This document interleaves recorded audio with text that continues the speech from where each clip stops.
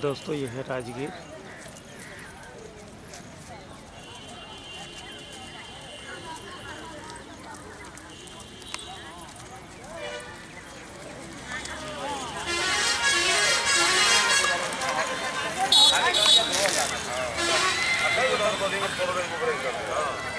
पानी डाल दीजिए, पानी में डाल दीजिए, पानी नहीं डालना।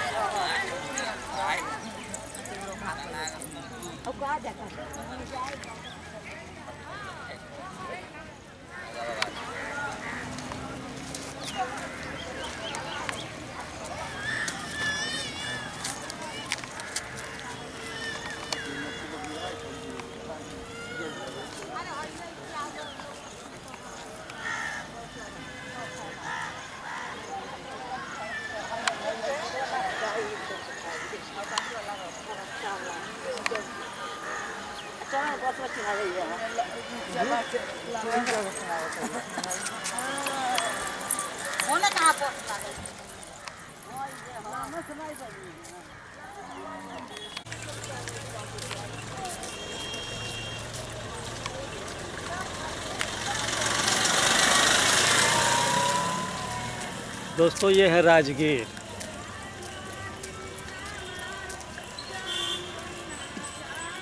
काफ़ी सुंदर सुंदर पहाड़ियाँ हैं यहाँ पे, और ये सावन का श्रावणी मेला चल रहा है।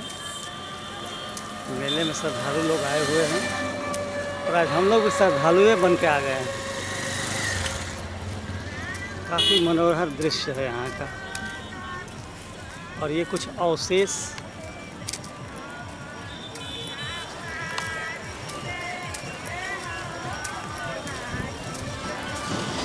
ये आज़ाद शत्रु से यहाँ पे कुछ लिखा हुआ है, लेकिन ये फट गया है।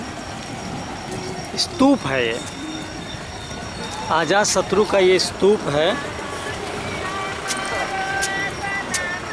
आप देख सकते हैं कि ये कुछ फटा हुआ है, कुछ इसके हिस्से पड़े हैं।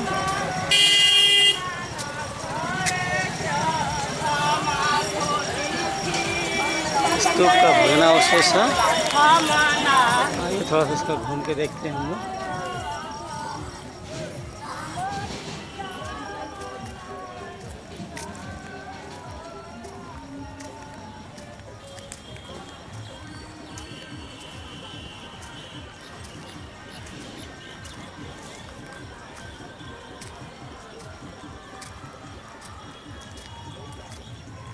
आप राजगीर आएँ तो ज़रूर इस स्तूप के अवशेष को देखें। अभी भी काफ़ी कुछ यहाँ पे पड़ा है।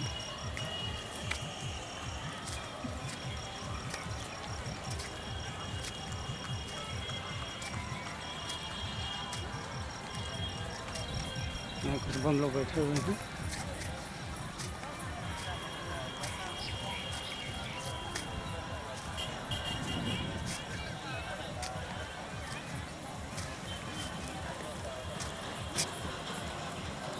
और ये मेले के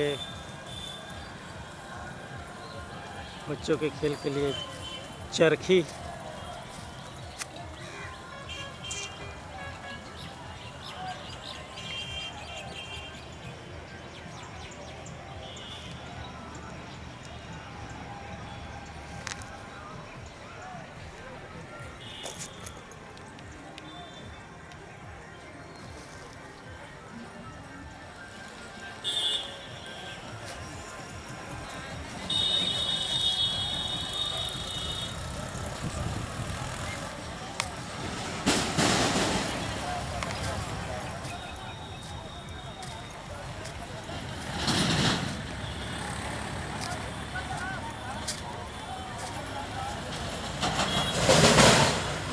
और ये है सप्तपर्णी गुफा। इसको मैं जूम करके आप लोगों को दिखाने की कोशिश कर रहा हूँ, जहाँ पे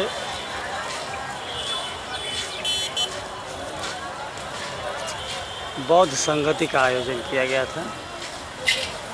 बुद्ध के सारे श्लोक, सारी सूक्तियों को यहाँ लेखित किया गया। मैं कोशिश करूंगा कि उस गुफा तक पहुंच के वहां का भी दृश्य पूरा रिकॉर्ड करें। आइए चलते हैं आगे की ओर। यहाँ गर्म कुंड है और ये नीचे से जो पानी आता है गर्म, वो हमारे स्किन के लिए बहुत लाभदायक होते हैं। तो चलते हैं, पहले वहाँ नहाते हैं और फिर आगे चलते हैं।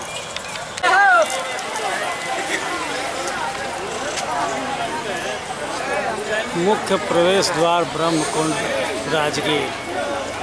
ये है ब्रह्मकुंड, तपोवन तीर्थ, गर्म पानी का सोर्स।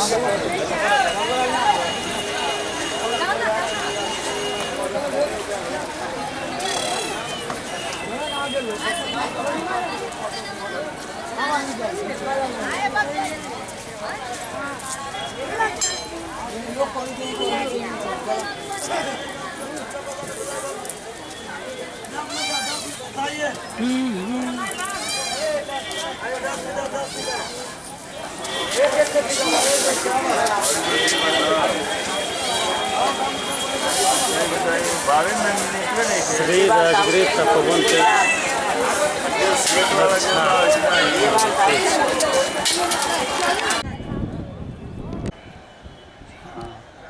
ये राजगीर की पहाड़ी। इस राजगीर की पहाड़ी से सबसे पहले वेणुवन स्पष्ट दिखाई दे रहा है। इसको मैं जूम करके यहाँ से दिखाने की कोशिश कर रहा हूँ। ये वेणुवन और ये वो तालाब है जहाँ तथागत गौतम बुद्ध स्नान किया करते थे। और यहाँ से ठीक ऐसे होते हुए और वो जो पहाड़ी दिख रही है, ये देखिए, उस पे गिद्धकूट पर्वत है। ये रत्नागिरी पहाड़ियाँ हैं और ये सम्राट पहाड़ी वहाँ पर वही यही पूरा रेंज है।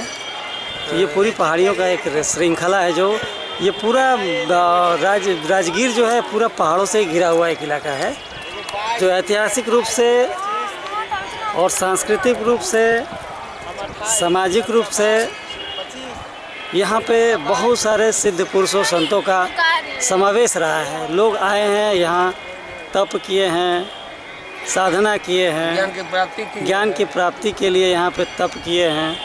ये वो स्थान है जहाँ लोग आते तो हैं लेकिन समझ नहीं पाते कि हम कहाँ आए हैं। हाँ, आज के डेट में पिकनिक स्पॉट की तरह लोग आते हैं, घूम के चले जाते हैं।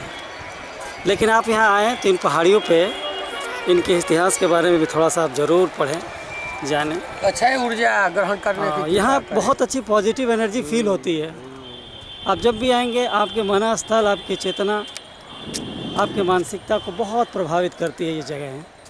आज से नहीं बल्कि 2500-3000 सालों से ये देखिए मनुष्यों को बहुत ज़्यादा मतलब आकर्षित किए हैं, क्योंकि यहाँ का वातावरण, यहाँ का प्रकृति, यहाँ की हवा जो मैं यहाँ महसूस कर पा रहा हूँ, वो काफ़ी आपको आंतरिक रूप से मजबूत करती है।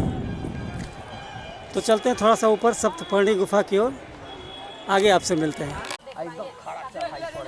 दोस्तों, नीचे से 250 सीढ़ियाँ अभी हम लोग चढ़े हैं। काफ़ी थकान महसूस होने लगा। अभी 200 सीढ़ियाँ और जानी है। और देखिए सीढ़ियाँ कितनी सुंदर बनाई गई हैं इस पहाड़ की। और वो सामने वाला पहाड़ कितना सुंदर दिख रहा है, नहीं आ रहा है, बहुत खूबसूरत नज़ारा है।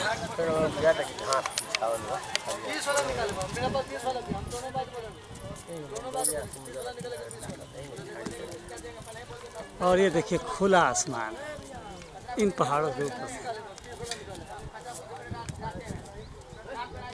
और नीचे प्रकृति की सुंदर हरियाली। दोस्तों, बहुत ही रमणीय दृश्य है। आप जब भी राजगीर आएँ इस पहाड़ी पर जरूर आएँ। चलिए ऊपर की ओर चलते हैं। सांस फूलने लग रही है, थोड़ा सा रिकॉर्ड करते हुए आगे बढ़ें। आइए, चलो ले लो मुझे। देखिए अरे गमछवा ले लो बम जी। दोस्तों ये है सप्तपर्णी गुफा राजगीर जी। आप देख सकते हैं यहाँ क्रम से गुफाएं पहाड़ की कंदराएं हैं। ये मुझसे जूम हो गया था। ये देखिए गुफा का एक सिरा है, किनारा है। यहाँ से जहाँ तक हम देख पा रहे हैं, इसको मैं जूम करके दिखाने की कोशिश कर रहा हूँ। अंदर तक ये बहुत दूर तक गुफाएं जाती है। बताते हैं कि यहाँ पे प्रथम बौद्ध संगति हुई। 500 से ज़्यादा भिक्षुओं ने यहाँ बैठकर बुद्ध के सारे विचारों को सूक्तिबद्ध किया, पंक्तिबद्ध किया था। काफ़ी ऐतिहासिक गुफाएं हैं ये। आइए आगे बढ़ते हैं। ये कुछ हमारे बम साथी हैं जो अंदर जाकर भी इसका रिकॉर्डिंग करने की कोशिश कर रहे हैं। आइए आगे बढ़ते हैं।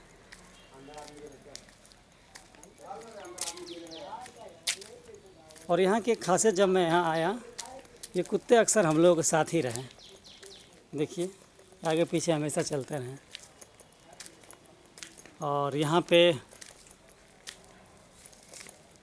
गुफाओं का काफ़ी अंदर तक जाल फैला हुआ है। कुछ दूर तक जा सकते हैं बाबा। यहाँ के बाबा हैं, इनका बहुत सारा वीडियो मैंने देखा है, दूसरे के चैनल से भी मैंने देखा है। बाबा से बहुत लोग सवाल पूछते हैं, बाबा से पूछते हैं। बाबा बहुत मदद करते हैं लोगों की, बहुत अच्छा है। बाबा आपका नाम क्या है? जज नाम है, जज ना? जज जज ओके। अच्छा अच्छा, तो हंसते हैं तो बड़ा अच्छा लगता है। एक बार इधर कैमरे की ओर देखें। Very good. तो बाबा आप बहुत दिनों से यहाँ रह रहे हैं ना? तो हम लोगों को थोड़ा सा और कुछ बता सकते हैं बाबा? यहाँ भूल भुलैया है। यहाँ पे कुछ और भी है। बड़ा बड़ा सांप है जाने में। अच्छा अच्छा, रिस्क है जाने में।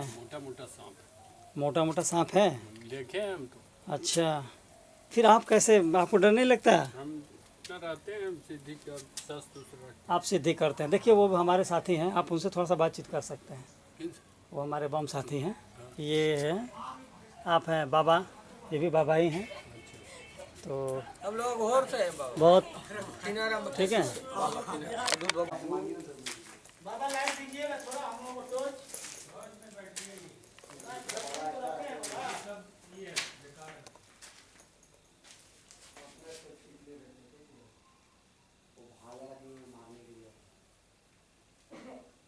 ये गुफा के अंदर का दृश्य है। चलो गुफा में चलते हैं। चलिए ना बम, आगे चलिए ना बम, चलिए ना तू बाहर जाए। देखो करंट ऐसा बना। एक मिनट।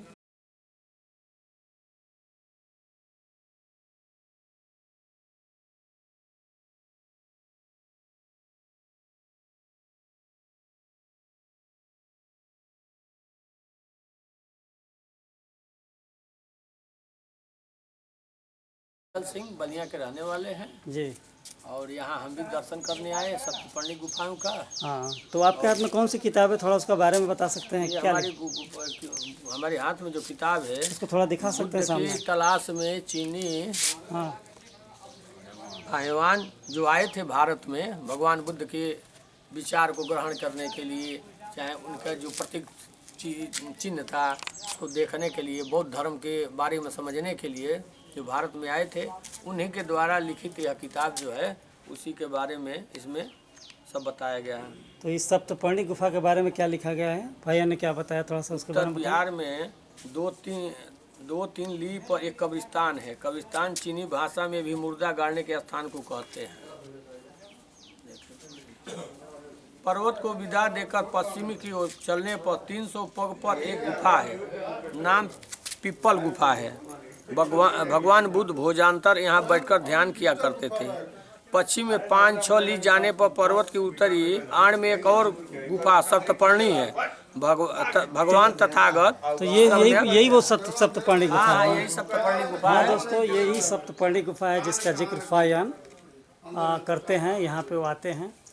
तो और क्या बताया गया है? इसमें भगवान तथागत सम्यक संबुद्ध के महापरिनिर्वाण के पश्चात 500 हर्तों ने एकत्रित होकर इस स्थान पर त्रिपिटक के सूत्रों का संग्रह किया था। बहुत अच्छा, यानी यहीं पे त्रिपिटक के सूत्रों का संग्रह 500 भिक्षुओं ने इस सप्तपर्णी गुफा में किया है। जब सूत्रों का पारायण होने लगा तो 3 ऊंचे आसन बने थे, भली भांति अलंकृत किए गए थे। सारिपुत्र बाईं ओर और मौद गल्याण दाहिनी ओर बैठे। 500 की गणना में एक हर्तक की कमी थी। आनंद थेर बाहर था, अरहत न होने के कारण भीतर नहीं आ पाया। यहाँ धम्म स्तूप बनाया गया जो अब भी है। पर्वत के किनारे भी बहुत से हर्तों के बैठकर ध्यान करने की विभिन्न गुफाएं हैं। पुराने नगर से उत्तर पश्चिम निकलकर 3 ली उतरने पर देवदत्त की गुफा पड़ती है। इससे 50 पग पर एक बड़ी चौकोर शिला है। उस पर एक भिक्षु ने चक्रमण करते विचारा देह अनित्य है, दुखमय अलीक पर पवित्र नहीं है। मैं इस देह से तंग आ गया हूँ। दोस्तों, ये भी एक ध्वंसावशेष मंदिर है और इसके टूटे फूटे पिलर वगैरह दिख रहे हैं। बहुत सुंदर जगह है, आप भी यहाँ आए घूमें और देखें। है कि बौद्ध स्तूप है, लेकिन इस समय कोई देख रेख नहीं करने की वजह से ये टूटे ये फूटे भगवान शिव का मंदिर का इसमें स्थापना हो गया है। हाँ, लोग इसको शिव की तरफ समझ रहे हैं। आ रहे हैं, जा रहे हैं। लेकिन यहाँ पे बगल में कुछ टूटे फूटे बुद्ध विहार भी दिख रहे हैं और वहाँ कुछ पुराने ध्वंसावशेष दिखाई दे रहे हैं। और यहाँ भी ये बुद्ध के स्तूप की तरह का ही एक टूटा फूटा जगह दिख रहा है। लोग यहाँ आ रहे हैं, दर्शन कर रहे हैं और एक शिवलिंग की तरह भी वहाँ कुछ है, तो लोग उसको पूजा पाठ भी कर रहे हैं वहाँ पे। इस तरह का यहाँ देव है और अगल बगल का भी दृश्य। यहाँ एक तपस्वी साधक हैं जो अपनी साधना भी कर रहे हैं, है ना। कुछ लोग पूजा कर रहे हैं। बहुत ही शांत जगह है ये ठीक सप्तपर्णी गुफा है, उसके ठीक ऊपर एक मंदिर है, मंदिर के बगल में है ये। और देखिए टूटे फूटी जगह है ये। निश्चित रूप से बुद्ध और उनके साधकों का ही स्थान हो सकता है या और भी कुछ संभव है।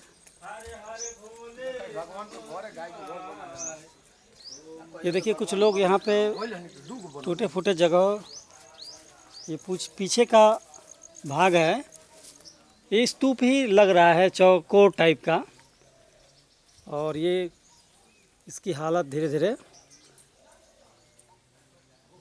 जीर्ण शीर्ण अवस्था की ओर जा रही है, लेकिन काफ़ी सुंदर जगह है, काफ़ी तपस्थली है ये, बेहतर है ये।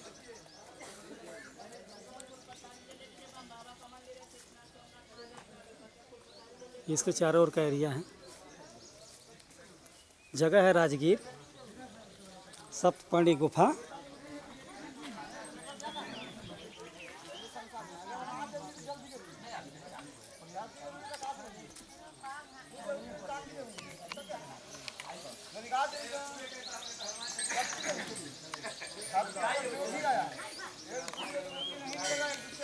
ठीक है दोस्तों,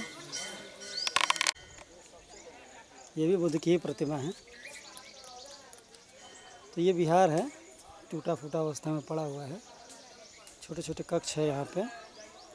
और ये मेन कक्ष है, ये मेन कक्ष है। ऐसा लगता है कि यहाँ पे प्रतिमा बुद्ध की है।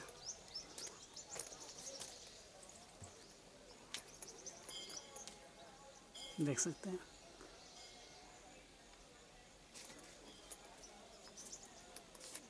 और ठीक यहाँ से ऊपर ये मंदिर है।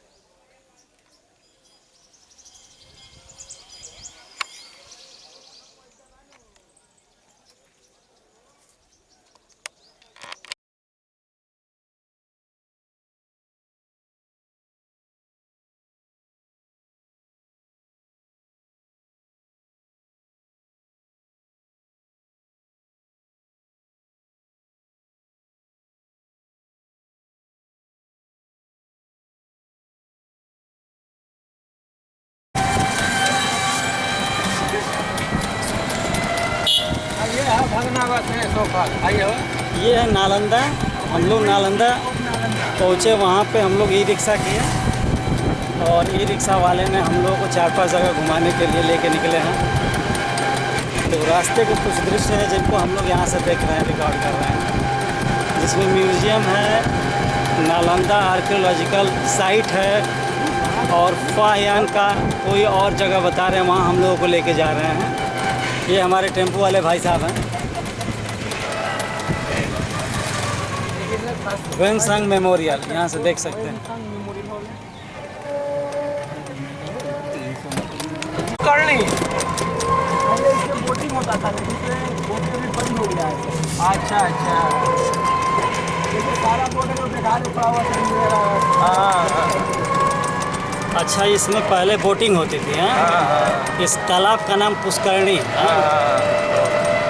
यहाँ की पुष्करणी नाम की बहुत बड़ी रानी थी, अपने क्षुधा के तृप्ति के लिए बहुत बड़ा जलाशय बनवाई थी।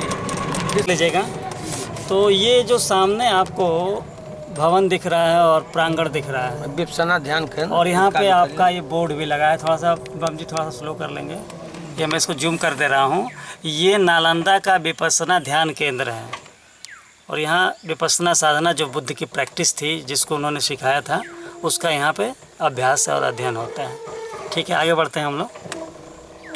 ये आप देख सकते हैं, फोटो में दिख रहा है। अभी इस पर काम चल रहा है सुचारू रूप से। लोग अभी मेडिटेशन कर रहे हैं, अंदर प्रैक्टिस चल रही है। तो यहाँ फ्री होता है सब कुछ, भोजन, खाना पीना, रहना, सब कुछ फ्री होता है। और यहाँ 10 दिन से लेके 20 दिन तक विपसना साधना का अभ्यास आप कर सकते हैं। यहाँ पे कोई भी व्यक्ति चाहे तो यहाँ पे आके 10 दिन अपने जीवन का निकाल के विपसना साधना कर सकता है। बहुत अच्छा है। ये सामने का भी कुछ है, ये लग रहा है कि रेस्टोरेंट वगैरह है। कौन मूर्ति निकल और उसमें देखिए दूर बुद्ध की प्रतिमा कैलेंडर लगी हुई है। सब जूम कर ले रहे हैं। जो है ना हाँ। बुकिंग ऑफिस है सर, उसी सारा जो दिख रहा है बुकिंग ऑफिस है। 10 रुपए का टिकट लगता है।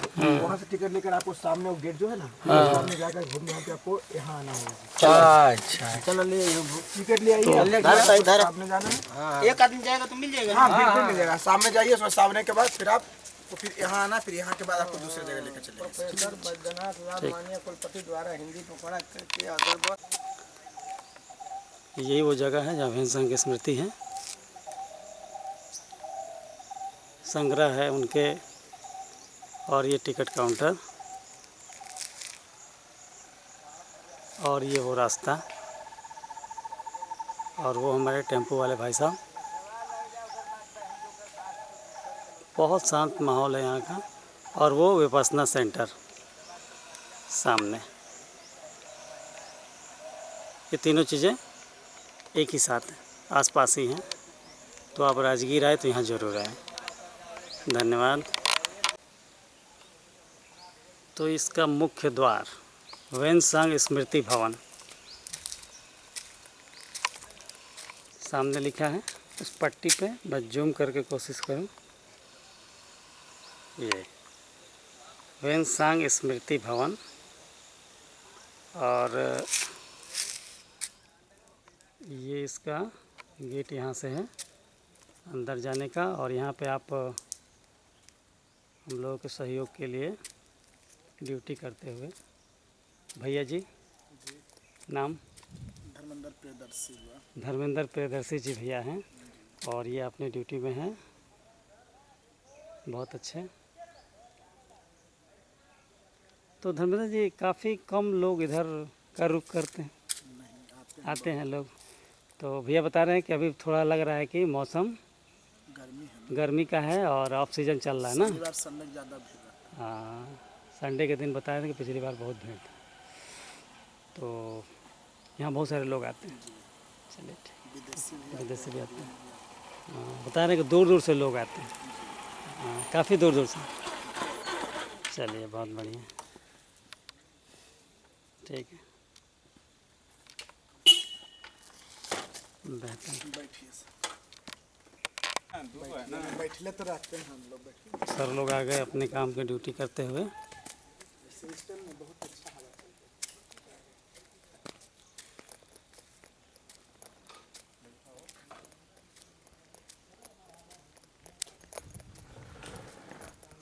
ये ह्वेनसांग मेमोरियल। और रास्ता इतना बेहतरीन, इतना नीट एंड क्लीन बना है यहाँ का।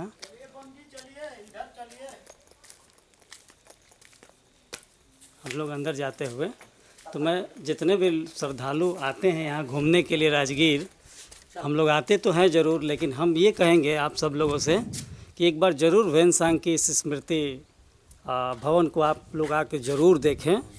यहाँ आने के बाद आपको एक अलग अलग तरीके का मतलब देखने को इन्फॉर्मेशन मिलेगा, और वो सब सूचनाएं भी आपको मिलेंगी जिनको हम भूल चुके हैं, जो हमसे छूट रहा है ऐसा कह लिया जाए, चूक रहा है ऐसा कह लिया जाए। ये देखिए कितना सुंदर सुंदर यहाँ प्लांट लगे हुए हैं, और सामने ह्वेनसांग की प्रतिमा। मैं इनको नमन करता हूँ कि इनके अथक परिश्रम, ऐसा समझिए कि भगीरथ प्रयास अगर धरती पर आँखों से देखने को कहीं मिलता है तो यही वो भगीरथ प्रयास है ह्वेनसांग, जिन्होंने अपने देश से उस समय चाइना से ये इंडिया आए और बुद्ध की संस्कृति को पूरा वहाँ इंडिया में नोट किया, और नोट करके अपने देश में ले गए। वहाँ उन्होंने उनको बताया, और तब से लेकर अब तक ये स्मृति यहाँ पे संरक्षित है। तो आगे बढ़ते हुए हम लोग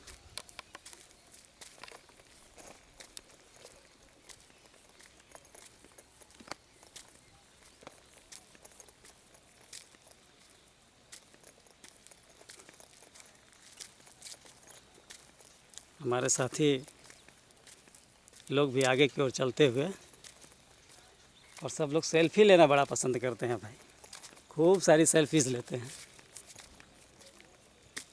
हर जगह सेल्फी, पहाड़ पे हो, नदी में हो, कहीं पे भी हो।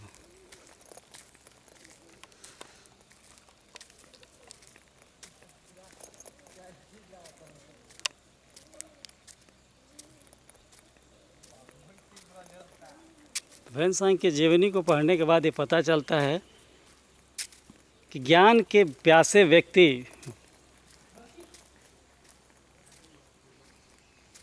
जो अपने जान को जोखिम में डालकर उस ज़माने में, उस समय इतनी दूर की यात्रा की, और यहाँ से सारे बुद्ध के विचारों को दुनिया के कोने कोने तक फैलाने का काम किया आपने। ये उनका देखिए यहाँ ऊपर बहुत बड़ा भवन है, सामने जो भवन दिख रहा था हम उसके अंदर भी आ रहे हैं, और ये इसका द्वार है, और एक वृक्ष दिख रहा है सामने पीपल का, एक अजीब तरह का छोटा सा पीपल का वृक्ष है। और अंदर अलाउ, मैंने पूछ लिया अंदर अलाउ है कि नहीं है, उन्होंने कहा हाँ कर सकते हैं, तो मैं रिकॉर्डिंग भी कर रहा हूँ। ये है ह्वेनसांग फ्रॉम चाइना, 712 के 700 के आसपास में आए थे। ये इनका स्मृति भवन है, और इस स्मृति भवन में कुछ लिखा हुआ है, इस बुद्ध के पद चिन्ह। बड़ी सौभाग्य की बात है कि यहाँ पर बुद्ध का पद चिन्ह भी रखा हुआ है, तो अगर आप इस स्मृति भवन में आएंगे तो ये पद चिन्ह भी आपको मिलेंगे। मैं इसको जूम करके थोड़ा सा पट्टी को कर रहा हूँ, कोशिश करता हूँ तिरछा करके करूँ ताकि पढ़ने में भी आपको अच्छा लगे, समझ आए। और ये बुद्ध का पद चिन्ह है, कुछ खंडित भाग है इसका, और एक भाग तो इसका हल्का हल्का सा दिख रहा है, और इसमें लिखा भी हुआ है, कुछ लेटर्स भी हैं। तो मैं इस भाषा को तो पढ़ नहीं पा रहा हूँ, तो आप लोग ज़रूर कोशिश कर सकते हैं, जो लोग जानते हैं इसको ज़रूर अध्ययन कर लें। ये बुद्ध के पैरों के चिन्ह हैं, और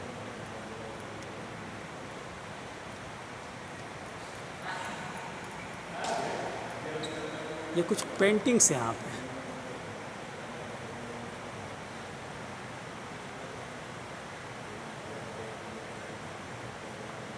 कुछ पेंटिंग्स हैं।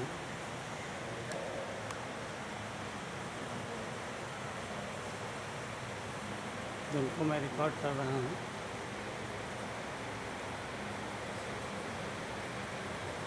और इस पर लिखे हुए भी हैं कुछ चीज़ें, कैसे कैसे कहाँ कहाँ से वो आए।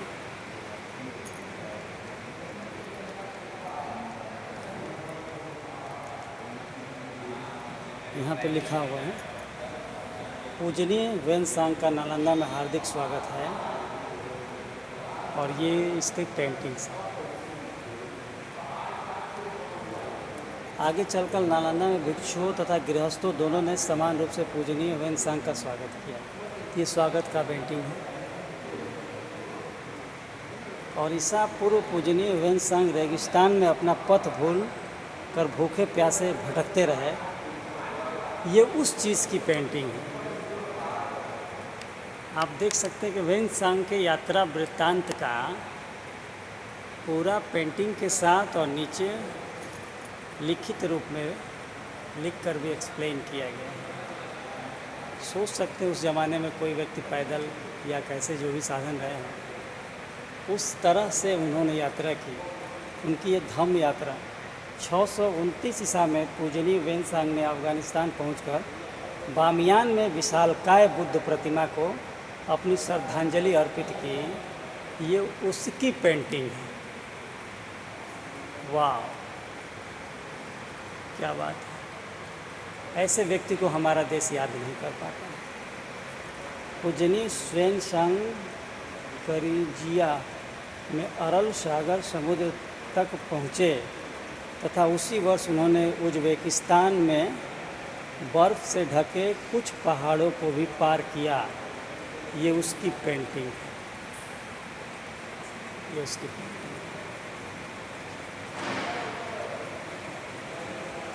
इसको ड्रॉप कर लेते हैं। ये है कि 627 ईस्वी में पूजनीय वेनसांग ने बौद्ध धर्म के अध्ययन के लिए अकेले गुप्त रूप से चीन से प्रस्थान किया। तो ये उसकी पेंटिंग दिख रही है।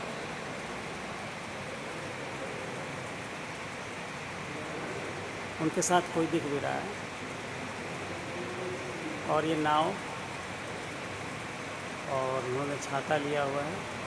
बरसात, बारिश, धूप, तीनों से बचाव के लिए। और यह है 622 ईस्वी में पूजनीय वेनसांग तथा उनके बड़े भाई चेन परिवार के 2 प्रमुख व्यक्तियों के रूप में पहचाने जाने लगे। ये उसकी पट्टी लगी है और ये जो है उनका फिगर दिया है। और ये आपका ऊपर बुद्ध तक का इमेज दिख रहा है। तो इस तरह से यहाँ के ये पेंटिंग्स लगे हुए हैं। बड़ा खूबसूरत है ये और बड़ा अच्छा समझ भी आ रहा है यहाँ से देखने के बाद कि आखिर वेनसांग को जितना हमारे किताबों में मिलता है, यहाँ थोड़ा सा स्पष्ट और क्लियर दिख रहा है। और पूजनीय वेनसांग का जन्म 600 ईस्वी में एक बुद्धिजीवी परिवार में हुआ था। और यहाँ पे भी कुछ पट्टी लगी है। पूजनीय वेनसांग 600 से 664 ईस्वी चीन के थाड़ राजवंश काल के सुप्रसिद्ध बौद्ध आचार्य थे। उनका स्थान विश्व के उन विशिष्ट व्यक्तियों में है जिनके जीवन का लक्ष्य उदात्त मानव मूल्यों को मानवता की भलाई हेतु प्रतिपादित करना था।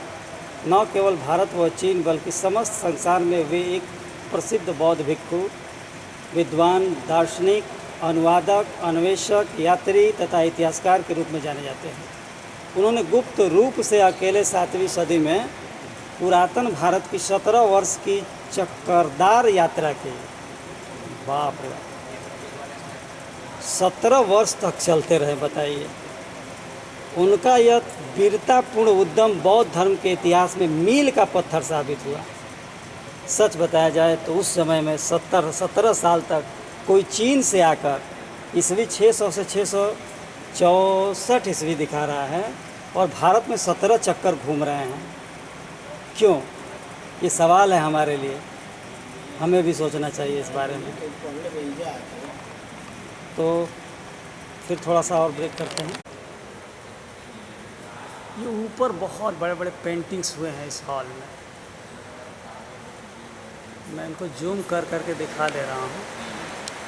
ये सामने सीलभद्र है और इधर भी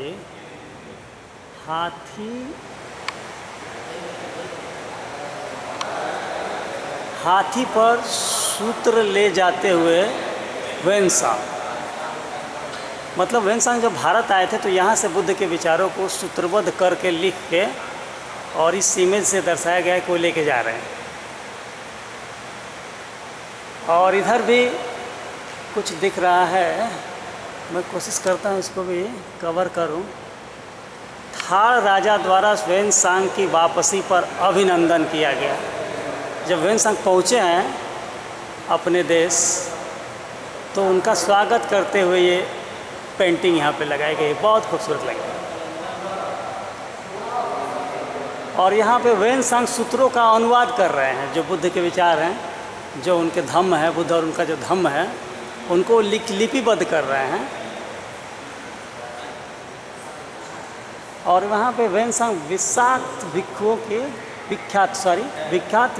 भिक्षुओं की सूची में। और यहाँ पे बुद्ध की प्रतिमा बहुत अच्छी लग रही है।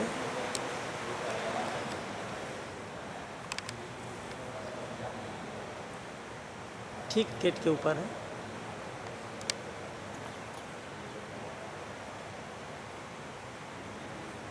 और ये मेन गेट है और यहाँ पे ये सिक्योरिटी बैठे हुए हैं।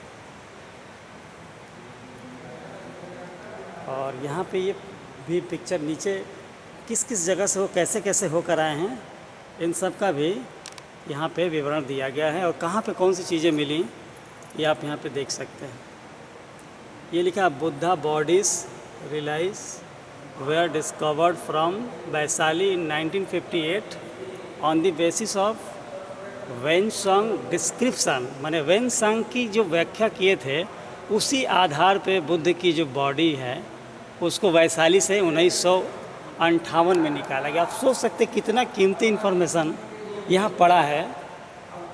हर चीज़ का जवाब, हर सवाल का जवाब यहाँ पे हमारे देश का मिल जाएगा। Image of Buddha and related tradition, इसका भी यहाँ पे इमेज दिया हुआ है। The legend of Xuanzang. तो इस तरह से यहाँ पे पूरी चीज़ें हैं। आप ज़रूर आएँ, जब भी आप राजगीर आते हैं, नालंदा ज़रूर आएँ और ये म्यूज़ियम ज़रूर आप लोग वॉच करें, क्योंकि आज इसकी बहुत ज़रूरत है और कल भी थी और आगे भी रहेगी।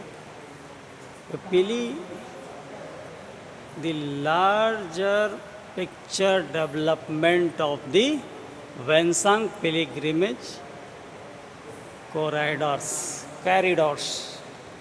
ये कैरिडोर है, कैसे कैसे वो अपने देश से चले हैं, चाइना से। इधर का हिस्सा है China. Silk Road the route network of the Chang'an Tianshan corridor. ये उसका इमेज है, ये इसका इमेज। तो इसको मैं क्या करता हूँ, ये म्यूज़ियम के पीछे का भाग है वेनसांग के। यहाँ पे स्तूप के ऊपर धर्माचरण और उसकी व्याख्याएं, सीमाएं पट्टियों पे लिख के चिपकाई गई है। तो आप आएँ तो इसके पीछे ज़रूर आए, एक बार पीछे आके इसको भी आप लोग ज़रूर पढ़ें। लिपि है, पठन पाठन है, ऐसे कर करके कई 1 2 3 और वहाँ एक 4 5 और ये 6, 3 और 3 6 स्तूप के ऊपर, स्तूप कह लीजिए या शंक्वाकार कॉनिक सेक्शन कह लीजिए, इसके ऊपर ये चिपकाया गया है लिख के। आप लोग इसको ज़रूर आके देखें। ये भगवान महावीर जन्मभूमि कुंडलपुर। तो हम यहाँ आए हुए हैं नालंदा। तो आइए आज इस मंदिर भगवान महावीर के जन्मभूमि इस कुंडलपुर के इस मंदिर का हम लोग दर्शन कर ले। बहुत खूबसूरत।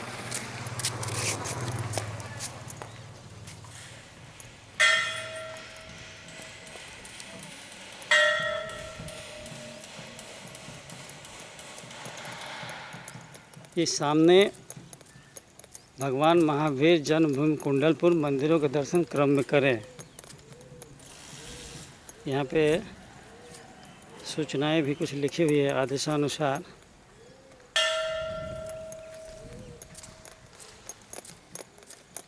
तो हम लोग सीधे इस मंदिर की सीढ़ियों पे चलते हैं। काफ़ी गर्मी है, पैर जल रहे हैं हम लोग ऊपर चढ़ते हुए। लेकिन ख़ास बात देखिए, यहाँ पत्थर से उतनी गर्मी हो नहीं रही है, इतना गर्म है।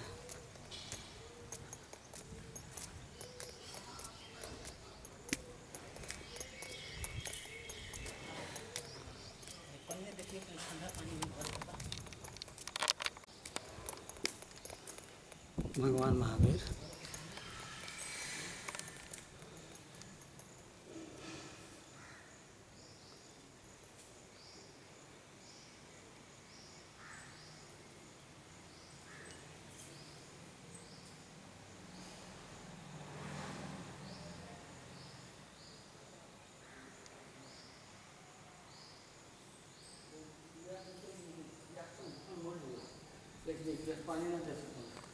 जन धर्म वाला आ दूसरी धर्म के जल्दी पैसा न दे। लहसुन प्याज नहीं बने।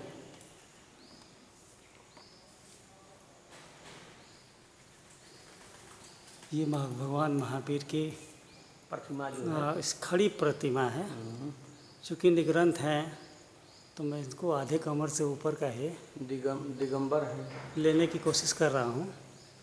पूरा थोड़ा कम। हाँ, ये उनका जन्मभूमि है। तो सर बताएंगे हम लोगों को। सर बताएं थोड़ा सा।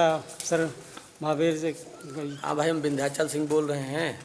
और ये जो है बिहार के नालंदा डिस्ट्रिक्ट में भगवान जैन धर्म के प्रवर्तक जो हुए थे महावीर स्वामी, उन्हीं का जन्मभूमि है। कुंडलपुर ग्राम है, जो कि जैन धर्म का बहुत बड़ा इनका योगदान है प्रचार प्रसार करने में। एक तीर्थंकर हुआ करते जैन धर्म के एक प्रवर्तक। लगभग 1 से लेके यहाँ पे 24 तीर्थंकर का यहाँ पे चक्र में लिखा गया है। पहले भगवान ऋषभ देव हैं, देख लीजिए। और दूसरा अजितनाथ। और ऐसे ही आप पढ़ सकते हैं। आप जब इस मंदिर में आप जब भी नालंदा आएँ, राजगीर आएँ, तो भगवान महावीर के इस मंदिर को ज़रूर आप लोग आके दर्शन करें, देखें, इनके विचारों को समझें। इस पे बहुत सारे जैन धर्म के क्रमागत प्रवर्तकों का 24 प्रवर्तकों का यहाँ पे लिखा हुआ है। 24वें। हाँ, और भगवान बुद्ध 28वें बुद्ध थे। वो 28वें थे, तो 28 उसमें हुए हैं, 24 इसमें हुए हैं। तो आइए इस मंदिर के चारों तरफ का हम एक व्यू आपको दिखा दे रहे हैं। बहुत सुंदर मंदिर है। आप देख सकते हैं कितना बेहतरीन और कितने अच्छे तरीके से इसका ऊपर का गुंबद तैयार किया गया है।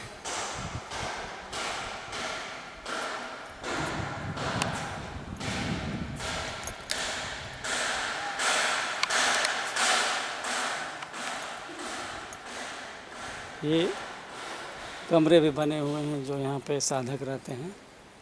साधक हैं जो भी यहाँ पे सारे उनकी व्यवस्थाएं हैं। और एक मंदिर के दोनों तरफ 2 मंदिर और हैं गुंबद, क्योंकि अभी तक हम नीचे गए नहीं। जाते हैं तो फिर देखते हैं वहाँ क्या है। लेकिन है बहुत सुंदर जगह है। यह है भगवान महावीर जन्मभूमि। सामने गेट है मंदिर का और उधर कार्यालय।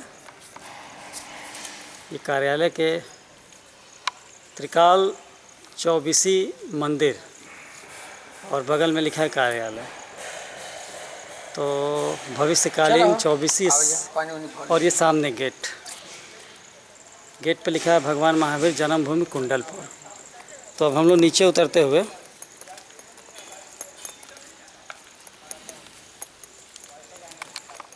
और ये बगल में नंदावर्ता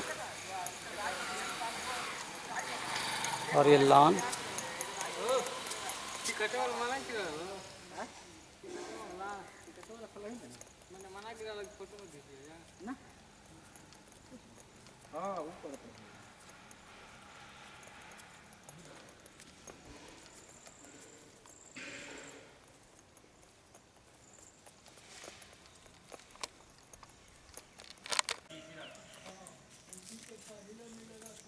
डरिए मत, जो जी कहना सर, मेरा नाम अभिजीत कुमार हुआ सर।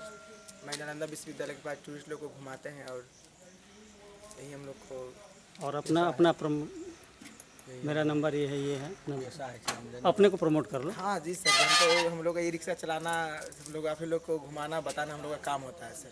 तो हम लोग जब भी आएंगे तो आपसे कैसे कांटेक्ट करेंगे? कांटेक्ट करने के लिए आप मेरा नंबर ले सकते हैं या किसी से भी आप नालंदा विश्वविद्यालय के पास आकर पूछ सकते हैं। तो एक बार आप अपना नंबर बता दीजिए। मेरा नंबर हुआ सर 8709322373 सर। एक बार और। 8709322373। और ये आपकी ई रिक्शा है? जी सर। तो वो जो नालंदा के बारे में एक बहुत बढ़िया बात आप बता रहे थे। जी देखिए सर, आपका तो नालंदा हेनसोंग मेमोरियल हो गया सर, आपका फिर भगवान महावीर का दर्शन भी आप कर लिए। आपको नेक्स्ट स्पोर्ट आपको ले जाएंगे सर जो नालंदा विश्वविद्यालय में खुदाई के दौरान सबसे प्रथम मूर्ति पाया गया था सर। वो गौतम बुद्ध की प्रतिमा है और नालंदा विश्वविद्यालय का मेन मूर्ति है सर। उस मूर्ति को देख करके ही नालंदा विश्वविद्यालय में खुदाई हुआ था सर। तो नेक्स्ट स्पोर्ट आपका वही है सर। तो लगता है कि वहाँ ज़्यादा से ज़्यादा लोग जाते होंगे देखने? जी बिल्कुल सर, वो जब थाईलैंड से लोग आते हैं तो अक्सर बहुत ज़्यादा मात्रा में लोग वहाँ जाते हैं और घूमते हैं। अभी तो केवल थाईलैंड से भी कि और भी देशों से? बहुत यहाँ तो नालंदा विश्वविद्यालय तो पूरा वर्ल्ड का पूरा तो माना जाता है सर। तो बहुत दूर दूर से लोग यहाँ घूमने के लिए आते हैं। बहुत चीन, जापान, कोरिया, मलेशिया, बहुत दूर दूर से लोग यहाँ घूमने के लिए आते हैं सर। ज़्यादा करके जो नालंदा विश्वविद्यालय तो हमारे पूरे वर्ल्ड में फेमस है सर। तो इसके लिए फिर जो नालंदा विश्वविद्यालय में जो मूर्ति के बारे में आपको बताएं, जो ब्लैक बुद्धा के बारे में, वो नालंदा की तो मेन मूर्ति है ही सर। ये उस समय की मूर्ति है जिसमें नालंदा शिक्षा का सबसे बड़ा केंद्र था सर। जब यहाँ 10,000 छात्र और 2,000 शिक्षक अध्ययन और अध्यापक का कार्य करते थे। तो क्योंकि मूर्ति कला का पढ़ाई नालंदा में ही शुरू हुआ था, तो विद्यार्थी लोग ने कला का प्रदर्शन किया था। उस समय में जो विद्यार्थी लोग पढ़ते थे उस समय में उसी लोग इस मूर्ति को बनाए थे सर। तो बहुत अच्छा है। एक बार फिर अपना नाम बता दीजिए हमारे चैनल पे। जी अभिजीत कुमार सर। ठीक है। और हमारे चैनल का नाम है इनलाइटन वन। जी सर। लाइट की स्पेलिंग से पहले इन और बाद में इन और ONE1। ठीक है। तो और आप अपने ई रिक्शा का नंबर भी बता देंगे तो अच्छा रहेगा, लोग उस नंबर से भी पहचान लेंगे आपको। तो ये हैं भाई मेरे, एक बार नाम और बता दीजिए। अभिजीत कुमार। अभिजीत जी यहाँ पे टूरिस्ट लोग जो भी नालंदा आते हैं उनको अपने ई रिक्शा से ये जितने भी यहाँ के टूरिस्ट स्पॉट हैं वहाँ वो दिखाते हैं और एक बहुत अच्छा एक्सप्लेनर भी हैं। तो इनके ई रिक्शा में आप ज़रूर आएँ। क्यों? क्योंकि बताते भी हैं और घुमाते भी हैं। अब इन्होंने नालंदा के बारे में बताया, इंटरनेशनल टूरिज़्म कहाँ कहाँ से लोग आते हैं उसके बारे में बताया, और ये भी बताया कि कितने टीचर थे वहाँ पे नालंदा में। 1500 2000 स्टूडेंट थे उस समय। 10,000 छात्र और 2000। तो चलिए नालंदा अब एक बार चलते हैं हम लोग आपके साथ। तो ठीक है, इनका जब भी आप आए नालंदा आएँ तो इनके ई रिक्शा से सेवा ज़रूर लें। और अब हम लोग अब चलते हैं नालंदा।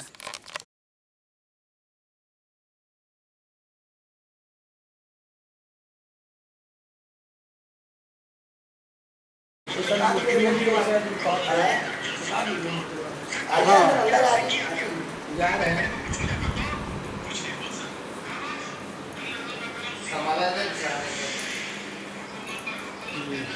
हाँ, नालंदा का मेन मूर्ति है ना। इस मूर्ति को देखकर ही नालंदा यूनिवर्सिटी का खुदाई हुआ। क्षेत्रीय लोग इनको तेलिया बाबा कहकर ही पूजा करते हैं।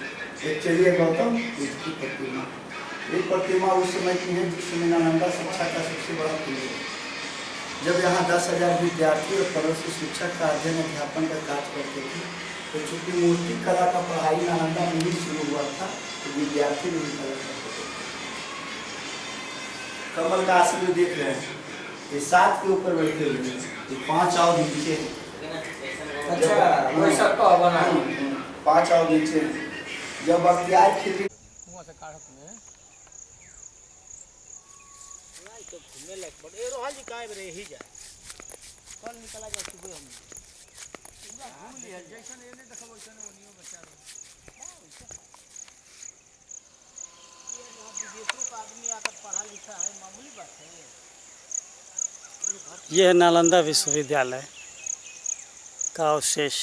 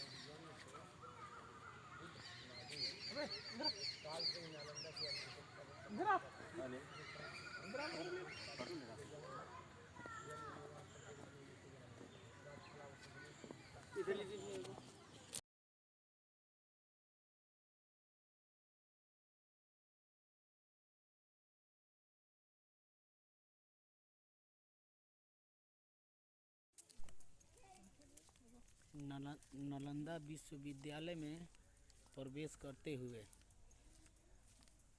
ये पहला द्वार है नालंदा विश्वविद्यालय का, जो विश्व में नाम है।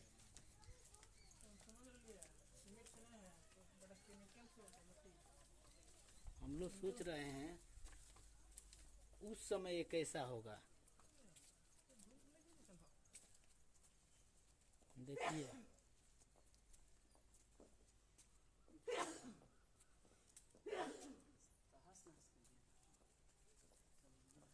नालंदा विश्वविद्यालय विश्व में बहुत प्रसिद्ध है।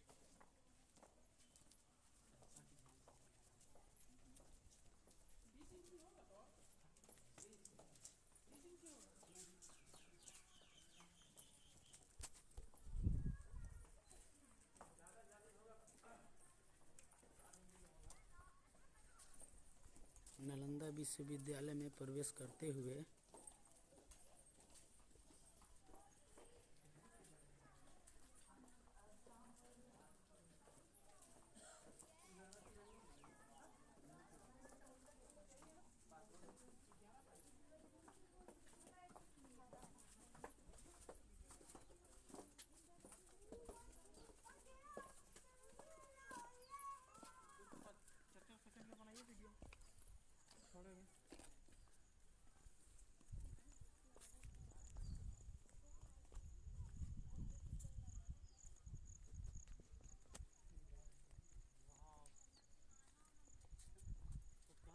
जी